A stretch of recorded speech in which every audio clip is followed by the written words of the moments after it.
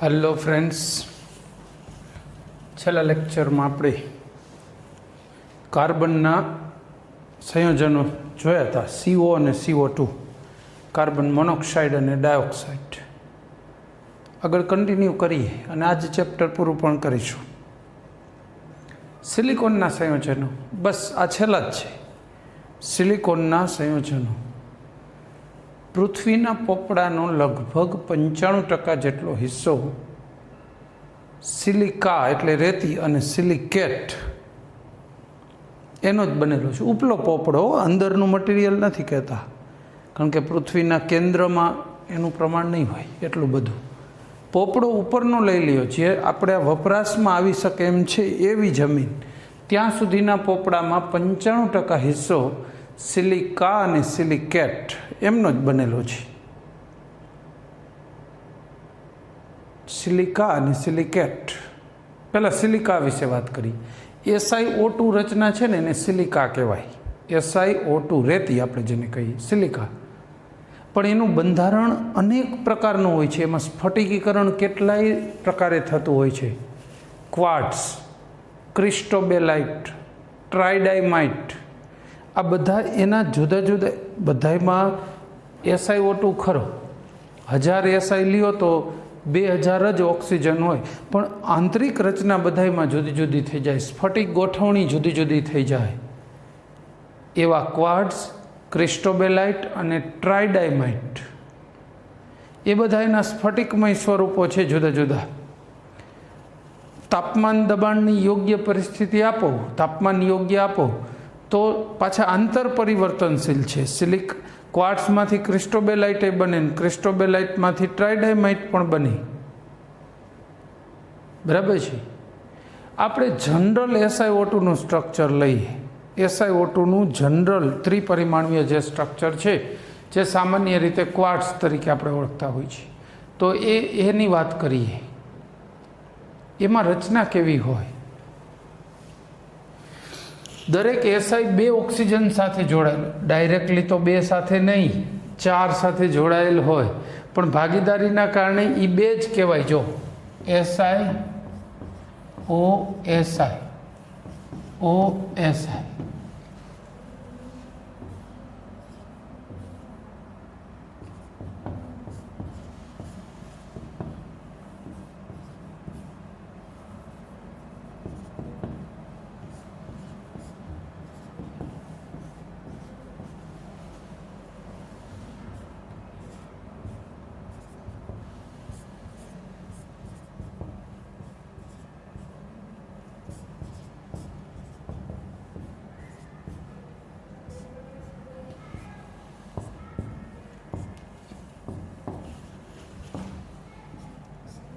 રચના છે હજુ, પણ બધી પછી આખી દોરવાની જરૂર નથી. એમાં આવી ગયું, આટલું દોરીએ તો.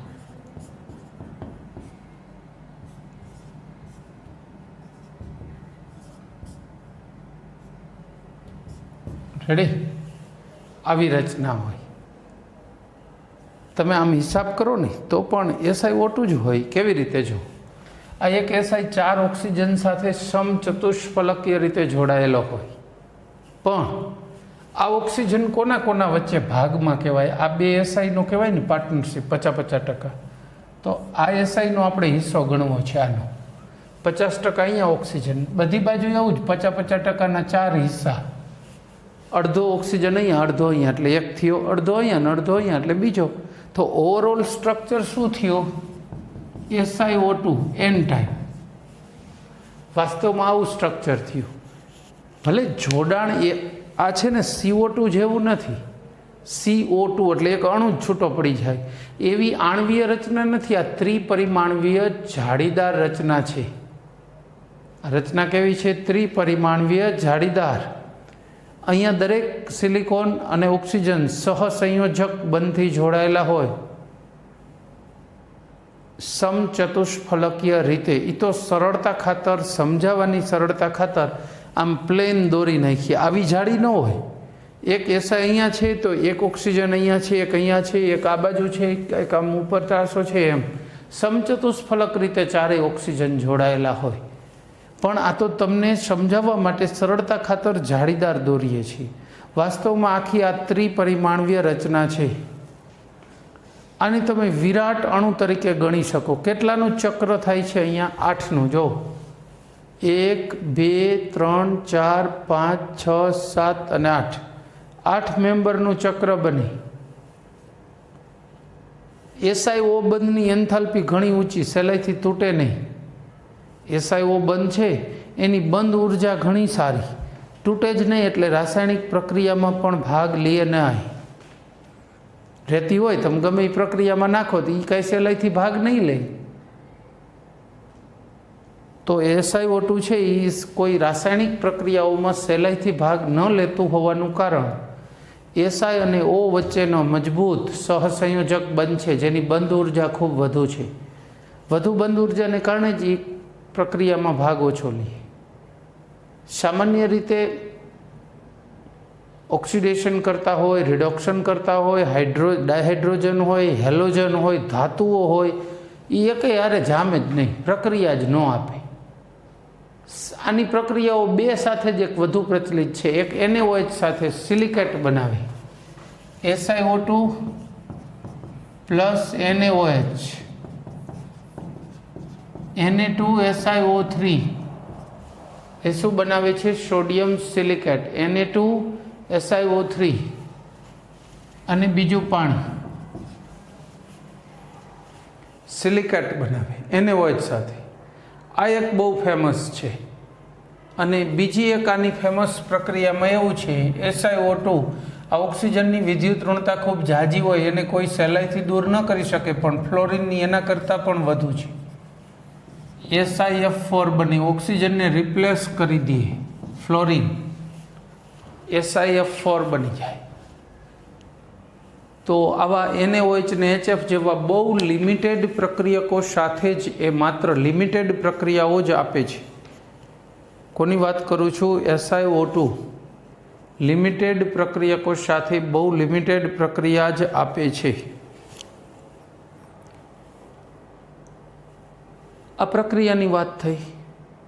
હવે થોડી બાકીની વાતો કરી દઈએ એના ઉપયોગ રિલેટેડ. SiO2 છે ને, ક્વાર્ટસ વિશ્વનો એક અજાયબ પદાર્થ કહી શકું. કારણ કે આ ક્વાર્ટ્સના ગુણધર્મો ખબર પડી ને પછી જ એના બધા ઉપયોગોને થોડા ખ્યાલ આવ્યો. નંબર 1, એને છે ને હેમરિંગ કરો ને, મારો ને, ફટકો મારો ને તો એ કરંટ ઉત્પન્ન કરે. કરંટ આપો ને તો એ વાઇબ્રેશન ઉત્પન્ન કરે. અને આ વાઇબ્રેશન અતિ ચોક્કસ હોય. દર મિનિટે એ વાઇબ્રેશનમાં કોઈ ફેરફાર ન આવે. ચોક્કસ વાઇબ્રેશનને ચક્રો મૂકીને કંટ્રોલ કર્યું છે, રાઉન્ડમાં ફેરવું, અને એનાથી ઘડિયાળ બની ચોકસાઈવાળી. તો આવી ક્વાર્ટ્સ ઘડિયાળ આના ઉપરથી બની. ઘડિયાળો એવી આવવા માંડી કે જેમાં તમારે ચાવી ન ભરવી પડે, સેલ ન નાખવો પડે, તમારો હાથ ડગે ને, ક્વાર્ટ્સ ઓટોમેટિક ચાર્જિંગ કરી રાખે. દબાણ આપો ને તો દબાણના પ્રમાણમાં વીજળી ઉત્પન્ન કરે. એને દાબ વિદ્યુત સ્ફટિક કહેવાય, પીઝો ઇલેક્ટ્રિક ક્રિસ્ટલ. SiO2 એવો છે. ઇલેક્ટ્રિક વજન કાંટા ચાલુ થયા, જેટલું દબાણ માથે મૂકો, વજન મૂકશો, એના સમપ્રમાણમાં કરંટ જનરેટ કરે, એને ડિસ્પ્લે કરે, એટલે આપણને વજન તરીકે દેખાય. વજન એટલે શું છે એકચ્યુઅલી? તો એ પદાર્થે ગુરુત્વાકર્ષણ બળની દિશામાં વજન કાંટા ઉપર લગાવેલું દબાણ જ છે ને મૂળ તો વજન. તો એ રીતે વજન માપવામાં પીઝો ઇલેક્ટ્રિક ક્રિસ્ટલ એટલે દાબ વિદ્યુત સ્ફટિક તરીકે ક્વાર્ટ્સ ચાલે. આધુનિક જે રેડિયોસ છે જેમાં એન્ટેનાની જરૂર નથી, એકચ્યુઅલી ક્વાર્ટ્સ છે ને એ ટ્રાન્સમિશન ડેટાનો ટ્રાન્સમિટ કરવું હોય સિગ્નલને, આપણા મોબાઈલમાંથી નહીં સિગ્નલ ટ્રાન્સફર થાય છે, ટ્રાન્સમિટ થાય છે. ક્યાં? ટાવર બાજુ. ટાવર સિગ્નલ ટ્રાન્સમિટ કરે તો આપણો મોબાઈલ રિસીવ પણ કરે. એટલે આપણો મોબાઈલ છે ને એ રિસીવર છે, ટ્રાન્સમિટ કરે છે, રિસીવ પણ કરે છે. અને એ થેન્ક્સ ટુ ક્વાર્ટ્સ. ક્વાર્ટ્સને આભારી છે કે આપણો મોબાઈલ આવું કામ કરી શકે છે. ગતિશીલ રેડિયો પ્રત્યાયન, રેડિયોની મૂવમેન્ટ કરાવતા થયા. નહીંતર તો પહેલાં રેડિયો બહુ મોટા હતા, એક જગ્યાએ જ રહીએ. ટેલિવિઝનનું પ્રસારણ શક્ય બન્યું. રાજકોટ દૂરદર્શન ચાલુ થયું, અમદાવાદ દૂરદર્શન ચાલુ થયું, એ ક્વાર્ટ્સને આભારી છે કે જેના કારણે વેવ્સનું અવકાશમાં પ્રસરાવવાનું ચાલુ થયું, ટ્રાન્સમિટ કરવાનું ચાલુ થયું. એ સિવાય સિલિકા જેલ નામ બધાએ સાંભળ્યું હશે. નવી વોટર બોટલ લ્યો ને તો અંદર એ પડીકી હોય સિલિકા જેલની, ખબર હોય તો. ટીવી, ફ્રીજ કંઈ પણ લો તો અંદર પડીકીઓ આવશે સિલિકા જેલ, એના પર લખ્યું હશે સિલિકા જેલ. એ ક્વાર્ટ્સની જ બનેલી છે. એનાથી શું થાય? એ ભેજ શોષક છે, ભેજ શોષક. વોટર બોટલ લ્યો, હવે અંદર થોડોક એ ભેજ, તો હવામાં ભેજ હોય, બંધ કરી દો, ઢાંકણું ખોલો ને, લાંબા સમય પછી તો વાસ આવે. ગ્રાહક પહેલી નજરે પસંદ ન કરે, સૂંઘીને તરત મૂકી દે, આ તો વાસ આવે. આની જગ્યાએ અંદર સિલિકા જેલ હોય પડીકી. હવે બોટલ ખોલશો તો કોઈ વાસ નહીં આવે, કારણ કે અંદર ભેજ નથી, ભેજના બેક્ટેરિયા થયા નહીં, એટલે એની વાસ પણ આવી નહીં. એકચ્યુઅલી ભેજના કારણે જે બેક્ટેરિયા થાય છે ને, એ જે પદાર્થોને ઉત્પન્ન કરે છે ને, એની વાસ છે. ભેજ જ ન હોય તો આ કોઈ પ્રક્રિયા જ નહીં થાય. તો સિલિકા જેલનો ઉપયોગ ક્યાં થયો? સુકવણીકારક તરીકે. કોઈ પણ પદાર્થમાંથી ભેજ શોષી લેવા માટે સુકવણીકારક તરીકે થાય. પછી SiO2 એક ઉદ્દીપક તરીકે ઉપયોગી છે રાસાયણિક પ્રક્રિયામાં. સિલિકા પૂરેપૂરું ઉદ્દીપક તો ન કહી શકો, પણ સામાન્ય રીતે ઉદ્દીપકીય પદાર્થો હોય ને એને સિલિકામાં શોષવામાં આવે ને પછી ઉમેરે. છતાંય બહુ રેર કેસમાં પ્રક્રિયામાં ઉદ્દીપક તરીકે ડાયરેક્ટ ઉપયોગી છે સિલિકા. પછી આપણે એની વાત કરીએ ક્રોમેટોગ્રાફી. Yes, chromatography. ક્રોમા એટલે કલર ને ગ્રાફી એટલે લખવું, વર્ણલેખન અથવા કલર લેખન, રંગ લેખન. એટલે વર્ણલેખન પદ્ધતિ જે છે જેમાં ઉપયોગી ક્રોમેટોગ્રાફી તો અનેક રીતે છે. પદાર્થને આઈડેન્ટિફાઈ થઈ શકે કે આ મિશ્રણમાં કેટલા પદાર્થો છે, કેટલા ટકા છે, અને છૂટા પાડાઈ પણ એનાથી શકાય. ક્રોમેટોગ્રાફી એટલે કોઈ એક પદ્ધતિનું નામ નથી, અનેક પદ્ધતિઓનો સમાવેશ છે ક્રોમેટોગ્રાફીમાં. આ પદ્ધતિઓનો ઉપયોગ કરીને તમે ઘટકોને છૂટા પાડી શકો છો, ઘટકોને આઈડેન્ટિફાઈ કરી શકો છો. કુલ ઘટકો બહુ મોટી સંખ્યામાં હોય તો પણ આઈડેન્ટિફાઈ થઈ શકે. નમૂનો સેમ્પલ બહુ નાનું હોય તો પણ આઈડેન્ટિફાઈ થઈ શકે. એવી બહુ કારગત પદ્ધતિ છે રસાયણ વિજ્ઞાનમાં ક્રોમેટોગ્રાફી. એના વિશે બહુ ઓછી માત્રામાં માહિતી તમે 12મામાં ભણશો, પણ કોલેજમાં જશો તો ડિટેલમાં ભણશો ક્રોમેટોગ્રાફી. અત્યારે ડિટેલમાં ના, આટલું તો ઘણું થઈ જાય. ત્યાર પછી વાત કરીએ એના બીજા ઉપયોગમાં કહું તો સિલિકા છે ને, SiO2, એનો ઉપયોગ કાચ બનાવવામાં થાય, રેતી અને સોડા. કાચનો મુખ્ય ઘટક જ એ છે, એમાં થાય. પછી SiO2નું જ એક અસ્ફટિકમય સ્વરૂપ એટલે કૈસલગુર, જેનો ઉપયોગ ગાળણ ક્રિયા પાણીના શુદ્ધિકરણમાં પ્લાન્ટમાં વચ્ચે થાય, જેમાંથી પાણીને પસાર કરવામાં આવતું હોય એવી રચના. પર્યાવરણમાં જે આપણે બહુ નાના હતા ને ભણતા ને, જાડા પથરા, કાંકરા ને પછી પાતળી માટી ને એનાથી ઝીણી માટી ને એમાં સિલિકા જેલ વપરાય એ રીતના શુદ્ધિકરણમાં. જે બહુ બેઝિક લેવલનું શુદ્ધિકરણ છે, જેમાં બેક્ટેરિયા, ફૂગ વગેરે તો દૂર નથી થતા, પણ અદ્રાવ્ય અશુદ્ધિઓ જો પાણીમાં રહેલી હોય તો એ બધી દૂર કરવાની સરળતમ પદ્ધતિ જ હતી. પર્યાવરણમાં આવતી એક ટાવરમાં આ બધું ભરી દેવાનું, નીચે સાવ ઝીણી માટી, ઉપર જાડી જાડી જાડી, ઉપર પથરા હોય, પાણીને ઉપરથી આવવા દો, નીચે આવે ત્યાં શુદ્ધ થઈ જાય. બરાબર છે. હજુ વિજ્ઞાન મેળામાં ને એમાં બાળકો આવા પ્રયોગો લાવતા હોય છે. તો એ બધામાં પણ SiO2 ઉપયોગી છે. રેડી? કૈસલગુર, માટી ટૂંકમાં એક જાતની.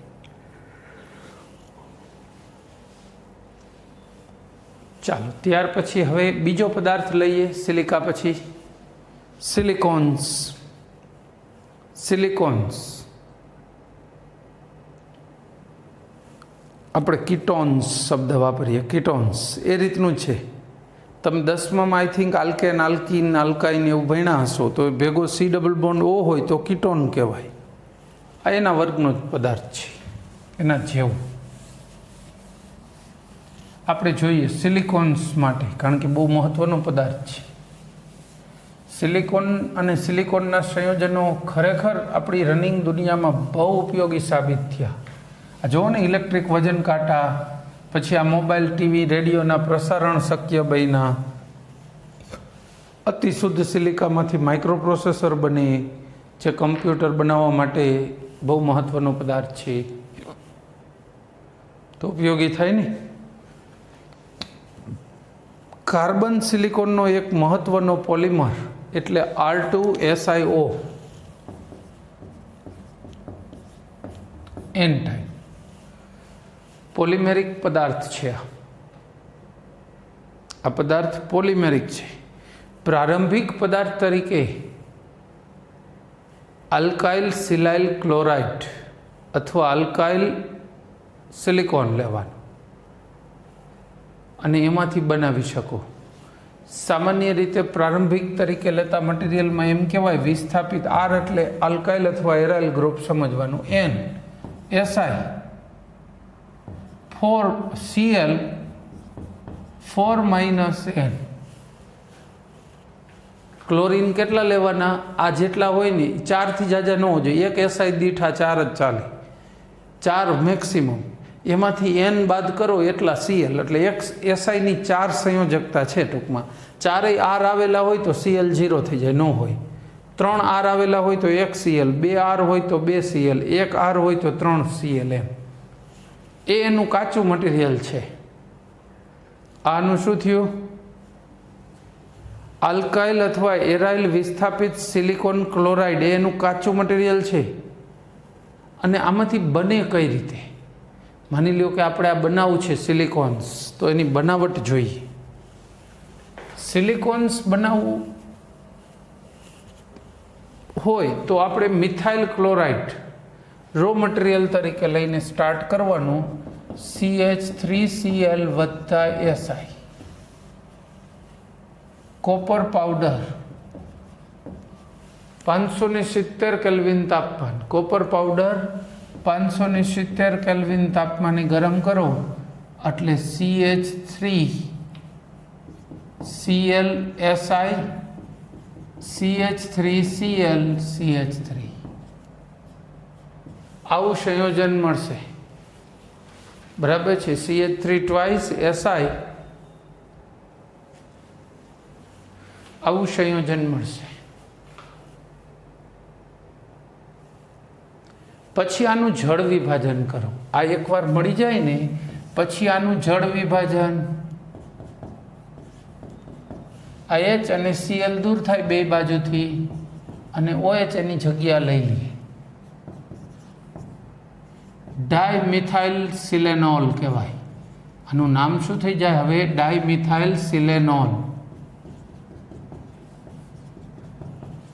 બરાબર, આવું મળી જાય ડાયમિથાઇલ સિલેનોલ. હવે આનું પોલિમરાઇઝેશન કરીશું. સંઘનન પોલિમરાઇઝેશન કહેવાય, પણ પ્રકાર હારે અત્યારે કંઈ લેવા દેવા નથી. પોલિમરાઇઝેશન કરીએ. SiCH3 CH3OH OH N અણુ. આનું પોલિમરાઇઝેશન કરો.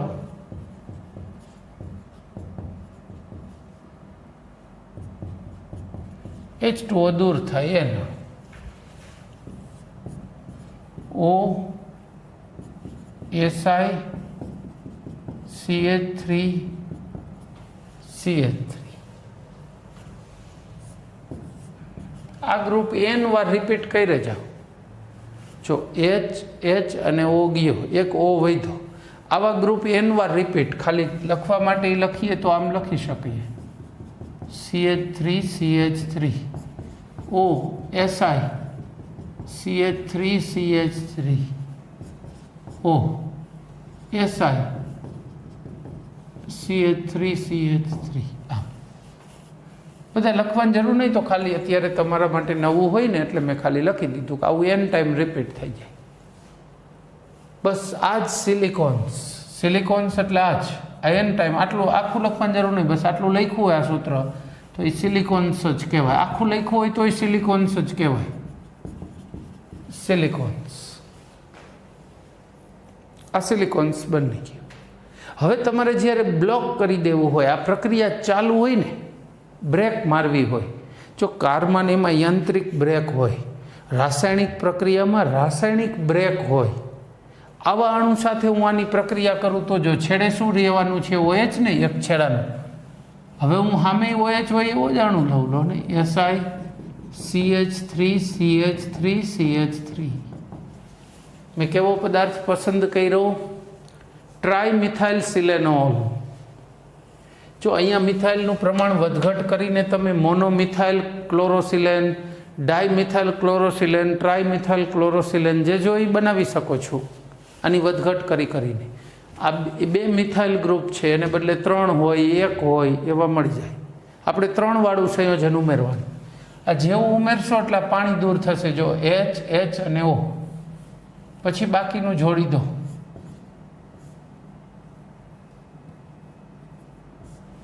થઈ ગયો.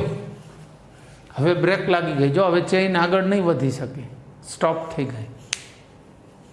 તો એનો મતલબ એવો થયો કે આવી રાસાયણિક બ્રેકિંગની સારામાં સારી પદ્ધતિ છે. રાસાયણિક રીતે આપણે ધારીએ ત્યારે બ્રેક મારી અને આ પ્રક્રિયાને ઊભી રાખી શકીએ છીએ.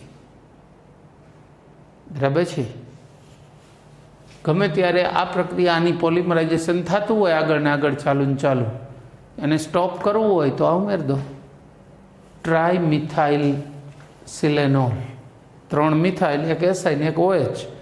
એનું નામ શું થાય? ટ્રાયમિથાઇલ સિલેનોલ. હું શું કામ કહું છું? આપણે એના ઉપયોગ એવી રીતે આવશે એટલા માટે. ચોપડીમાં તો એટલું ડિટેલમાં જરા વાત નથી કરી, પણ કરીશું આપણે. આ પ્રક્રિયા જેવી ચાલુ થાય ને તરત જ તમે બ્રેક મારી દો ને, ઓલું પદાર્થ નાખી દો ને 2 મિનિટ, 2-5 મિનિટમાં તરત, તો આની લંબાઈ ઓછી રહી જાય. ઓછી લંબાઈવાળા આવા પોલિમર બને ને એટલે પાતળું, કેરોસીન જેવું પાતળું પ્રવાહી મળે. કેરોસીન જેવું પાતળું પ્રવાહી મળે. બસ એનો ઉપયોગ કરી શકો. બીજું, 15 મિનિટ હાલવા દો, પછી બ્રેક મારો, ઓલું કેમિકલ પછી નાખો, તો થોડું જેલી જેવું, ગ્રીસ હોય ને, ગ્રીસ, બટર એવું બની જશે. સાવ પ્રવાહી જેવું નહીં, થોડું ઘટ્ટ જેલી જેવું. ગ્રીસ જ સમજો નહીં, ગ્રીસ જેટલું જ, જેલી જ અથવા ગ્રીસ. હવે જો તમે એ પ્રક્રિયાને છેલ્લે સુધી ચાલવા દો, બ્રેક મારો જ નહીં, પૂરેપૂરી હોય એટલા અણુની પ્રક્રિયા થઈ જવા દો, તો રબર જેવું સોલિડ ઘન સિલિકોન્સ મળે. તો સિલિકોન્સ 3 વાળું મળે. કયું? પાતળું કેરોસીન જેવું પ્રવાહી, જેલી જેવું, અને ત્રીજું ઘન સોલિડ. બધા પ્રકારનું મળે. બરાબર?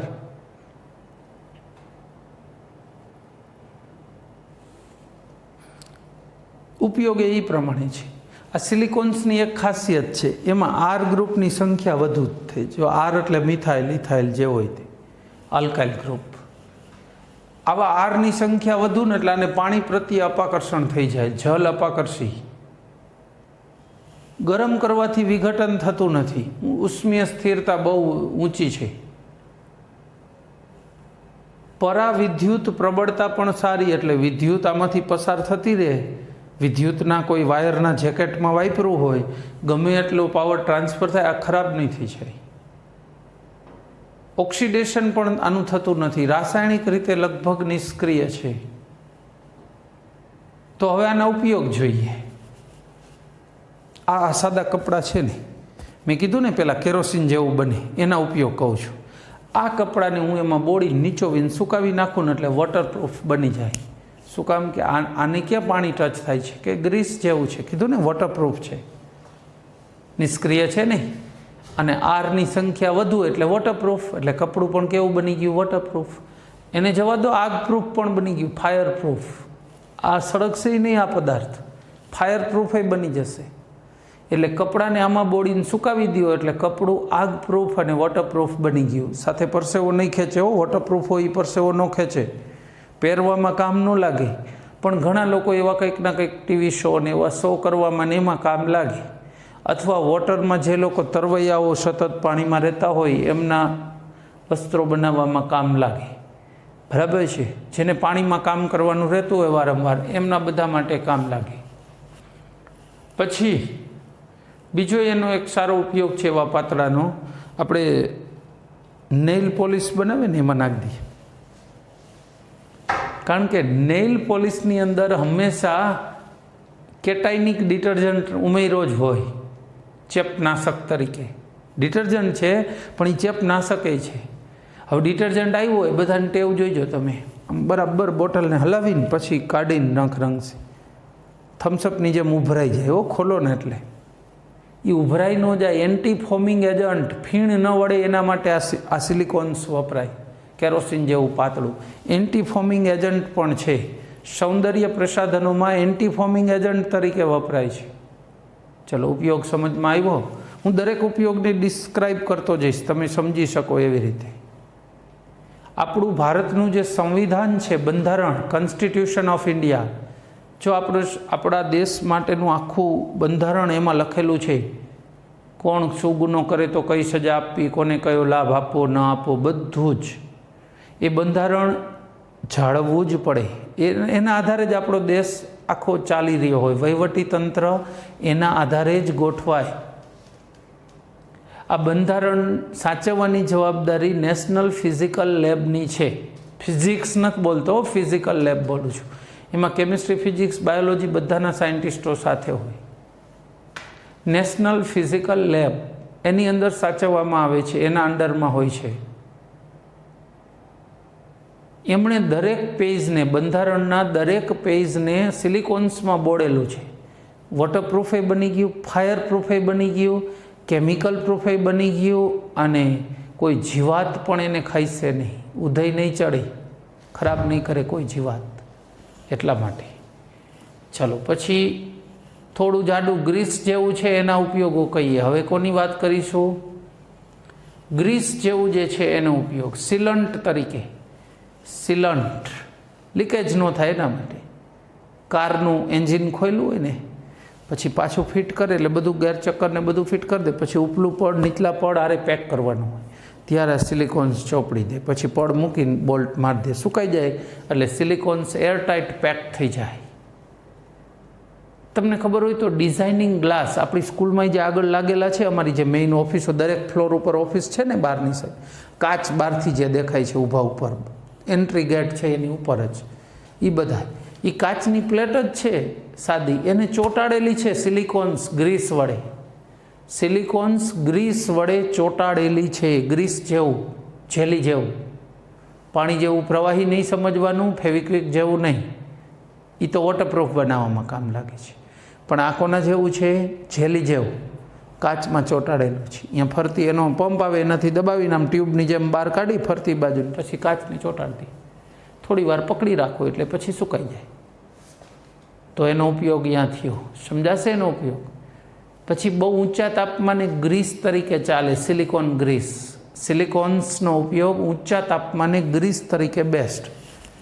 આ મોરબી સિરામિક્સ ને એવા ઇન્ડસ્ટ્રીમાં શું હોય, ટેમ્પરેચર બહુ ઝાઝું હોય, જેની ભઠ્ઠી હોય ને, કિલન કહેવાય અથવા ભઠ્ઠી, અહીંયા ટેમ્પરેચર ખૂબ ઝાઝું હોય. એવા ઊંચા ટેમ્પરેચરે સામાન્ય ગ્રીસ તમે લગાવ્યું હોય, એના જે રોલર ફરતા હોય ને ભઠ્ઠીના, એમાં બેરિંગ આવે.